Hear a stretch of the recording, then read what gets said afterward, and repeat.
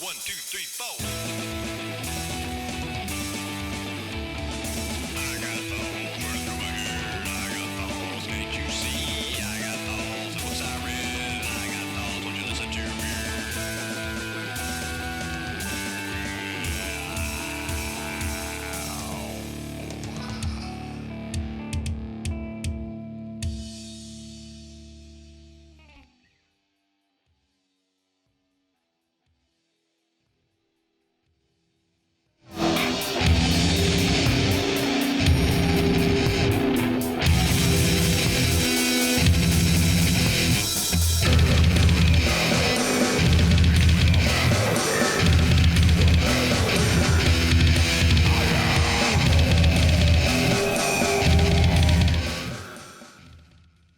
Finally, after hanging up the phone, Bill seemed to hesitate, looking like he wanted to broach a subject with Jack, but was reluctant to do so.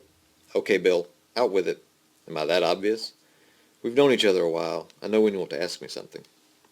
All right, it's about Martin. You seem kind of, what's the word, suspicious when you two were talking about his memory issues. Sounds like I'm the obvious one. I interrogate people who want to hide things from me for a living. I'd be really bad at my job if I couldn't see there's some tension there. Jack considered the question a moment before responding. How well do you know Martin? Barely at all. Haven't even met him until he volunteered to work on your case. He volunteered? Yeah, when you were in a coma. It's not technically a coma, but I get what you mean. Whatever it was. He came forward and said he'd heard about your condition and was a colleague. I checked up on him myself, what with Sarah's case and all, and he had the bona fides. Not a lot of guys are as highly recommended in the area when it comes to memory problems. I didn't know he volunteered. I assumed he'd just been assigned because of his expertise. And your background checks didn't turn up anything in his amnesia? No reason it would have. He's been cleared to work on FBI cases from a long way back. I'd say he seems to be doing his job well by the looks of you. He is. So what is it? Again, Jack hesitated. Probably nothing whatsoever, he started. The amnesia thing was, well, it felt convenient is all. Like he just happened to not remember this particular case, this particular patient. And there's his books. The confusion was evident on Bill's face. Books? What books? You've seen his office, right? Yeah. Which means you've seen the mountain of books he's got. Oh yeah, I'd say he's a bit of what you shrinks like to call obsessive-compulsive about his... Definitely obsessive. So I caught a glimpse of one of them the other night. The title was odd. Odd how? It mentioned something called the Lost City of Rillier. Jack had come to it at last, but still didn't want to share the whole thing. Felt for all the world like he couldn't share. He had not told Bill the whole story about Reverend Ingram or the kids in Mississippi, for fear that Bill would think he'd gone insane. At times Jack wasn't sure if he hadn't gone insane. Things he'd seen, the otherworldly creatures, the mystical corruption that infested Angram through his Bible. Some of the people I've dealt with over the last few cases, the kids in Mississippi and the Reverend Angram, they've said that word before. Bill stopped in his tracks and chewed on that thought for a minute. What does that word mean? Is it someone's name? Well, if the book title is to be believed, it's a place. You didn't read the book? I didn't have time. Maybe you ought to make some time. Jack gave Bill a questioning glare. Are you suggesting I should be suspicious? With a shrug, Bill released the tension between them. You're talking to a guy that's paranoid enough to take the long way home if he thinks the car behind him has been following too close for too long. I don't care who you are. Even when I trust you, I verify. And there's Jack trying to work out his suspicions about Martin with a little bit of help from Bill without, throwing Martin under the bus or saying anything like that. Bill kind of offers to help but doesn't. But Jack is still trying to keep him at a distance, not trying to tell him too much, for fear that he might think Jack's crazy. We go back to the hotel where Jack and Martin are staying, and that's where they get abducted by Evan. And we come to find out that Evan is basically an apprentice killer to Walter Cosgrove.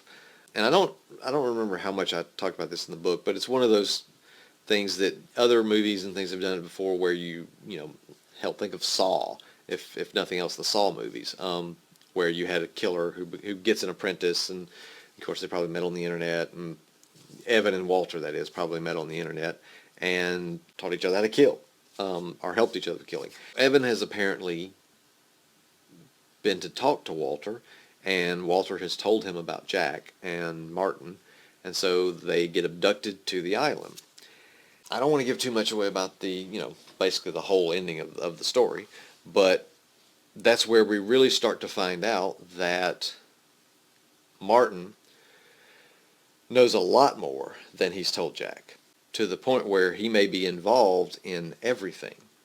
But they don't have time to actually go through it, so we leave the book with that whole thing still in question. Read the book to get the full conclusion, but you learn a lot more, including you get to see that Evan takes Jack down to a cavern underneath Hog Island that is the exact replica, exact duplicate of the cavern that Reverend Ingram had under the church in Delaware, which will lead you to believe that something really hinky is going on. But Jack, again, events are coming at him a mile a minute, and he's still trying to grasp it all. And I'm still trying to slow drip, drip, drip out to the readers as far as, what any of this means.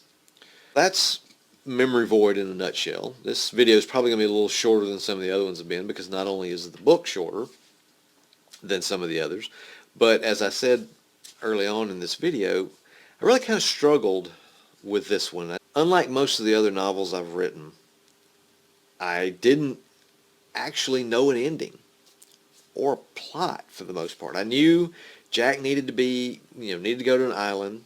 He needed to see that Bob speaking to him earlier, see it from Bob's perspective, which is a scene I didn't talk about, but we get into that. We see that. So we see that Jack's consciousness has gone into the past, into his own past, and he doesn't quite know what to make of that. But again, I knew I needed an island, I needed a serial killer, and everything else was just kind of like, just pull it out of here. Oh, there's an idea. And so, as a review of this, it's definitely not one of my best. It's definitely not one of my best. I think it's good. It's decent. And it's short enough that you shouldn't be too bored with it. I think it's, I always say I think it's well written, but I do think it's well written. I don't think I was lazy about the writing. From a nuts and bolts standpoint. I can tell, even on the reread, I could tell that I didn't have a good grasp on what I wanted or why I wanted it there. I knew there were bits and pieces, and a lot of times, a lot of the criticisms I see of these long-form television series where, you have a lot of build up to the finale of the season, per se, and we are building up to the finale of the season in the books here. A lot of people will take the episode that's 2 episodes from the finale, and they're like, it just feels like chess pieces being moved on a board, and we're not really, the story itself isn't very strong. And I kind of feel that way about this one, is that, this one was, from a overarching plot standpoint, it was good at moving the whole thing forward, but in order to do that, it feels like, as a writer, you have to actually make the chess pieces move. You're just putting people in places and setting up things that are going to happen later on, and as a result, the story itself, that self-contained story, can somewhat suffer. It's that, 2 towers, Frodo and Samwise walking for 200 pages, 2 towers problem is, at some point, you can't just have characters show up and be like, I'm here and this is it, and without people going, well, that came out of nowhere. Sort of like Daenerys burning King's Landing in the Game of Thrones final season.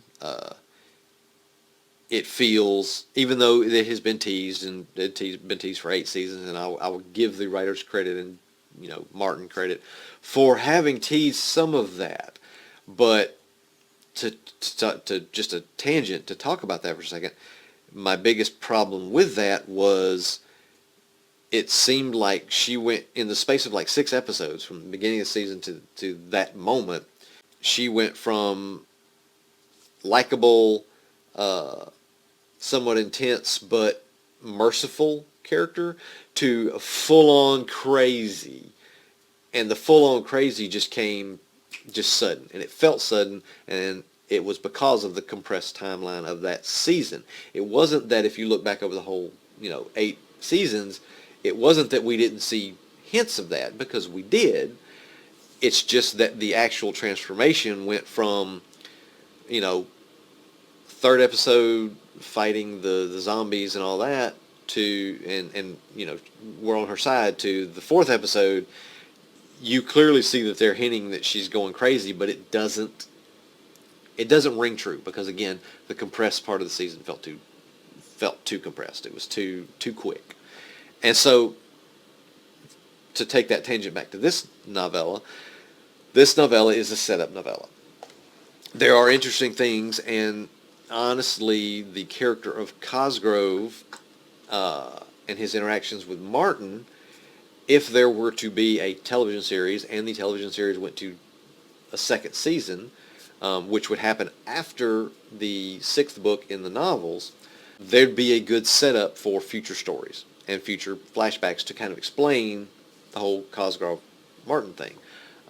That I'm not going to give away here, because if I ever do sell it as a TV series, I'd like people to be surprised by the second season, if it made it to the second season. And I want to, give whoever makes it some story seeds for a second season. But speaking of a second season, I could very easily continue writing these books, writing the Stepping Stone stuff. It could go on after the sixth book. But I didn't want to do that. I wanted there to be a series that had a finite beginning and end, and that while there may be space for new stories, there doesn't have to be new stories. So if you're worried that the sixth book is not going to give a good, finale, a climax, a good wrap up, I think it does. I'm getting ahead of myself as far as books, but I'm saying, don't feel like it's open-ended. There's space for more stories, but there doesn't have to be. This book was really kind of a setup. So as a self-contained book, I would probably give it 3.5 stars. Because again, it's still well written, still reads pretty well, reads pretty quick, but you can definitely tell I've done better work. It may sound like I'm making excuses for the book, but I don't want to seem like it's an excuse. I'm making an explanation. This is why the book is the way it is. And again, part of it is due to my own lack of not necessarily inspiration, but just kind of feeling around for, how things go. So again, it's worth reading. It does need to be read if you want to read, be completionist and read the story, and some of the other stuff makes sense later on. But yeah, of the 6 books, it's definitely the weakest. I feel somewhat bad about that, because I wish it had been better, but it wasn't. It's 3.5 stars. Drown was 4.5, 5 stars. This was 3.5. Do you have any thoughts on the book? This video episode will not have a coda, because there isn't a particular, political or spiritual or religious thing or theme behind it. If you've read the book or haven't read the book or want to read the book, and give me some thoughts and comments below. Subscribe to the channel, as always. Got to keep pimping it. I am the author, and this has been my thoughts.